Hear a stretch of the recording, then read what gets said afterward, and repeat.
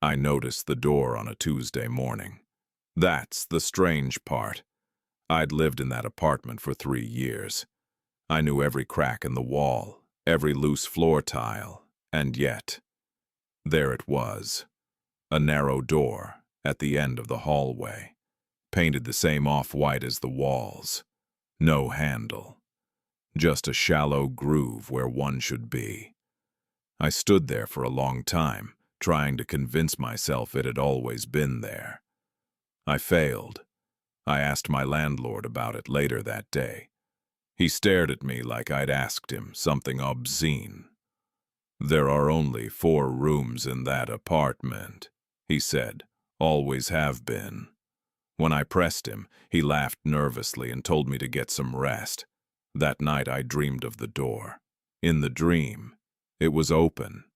The room inside was small, too small. Bare walls, no windows, no furniture, just a mirror, nailed to the far wall, and someone standing with their back to me. They didn't move, they didn't breathe. I woke up sweating, my heart racing.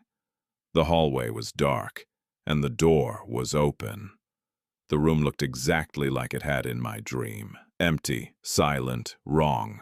I stood at the threshold, every instinct screaming at me to back away. Instead, I whispered, "Hello." My voice sounded absorbed, like the room swallowed it whole. I stepped inside. The air felt heavier, thicker. The mirror reflected the back of my head. For a second, nothing happened. Then the reflection smiled.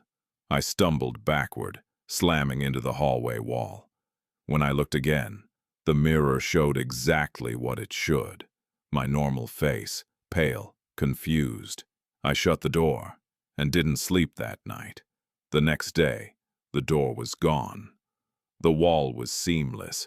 No outline, no crack, just blank paint. I laughed. I actually laughed, until I checked my phone. There was a photo in my gallery I didn't remember taking. It showed me standing in front of the mirror, but my reflection was facing the camera, smiling. That night the door came back. This time it knocked. 3 slow taps. I didn't answer. The tapping continued, perfectly spaced. Tap, tap, tap. Finally, a voice spoke from the other side. My voice. "Please open the door," it said. "I'm cold out here." I covered my ears. The voice continued anyway.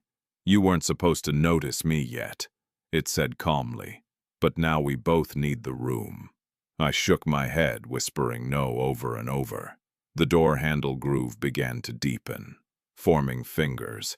The lights flickered, and suddenly, silence. I opened my eyes. The hallway was empty again. No door, no sound. It's been 3 days. The door hasn't come back. But my reflection is different now. It reacts a second too late, smiles when I don't. And last night, I caught it knocking from the inside.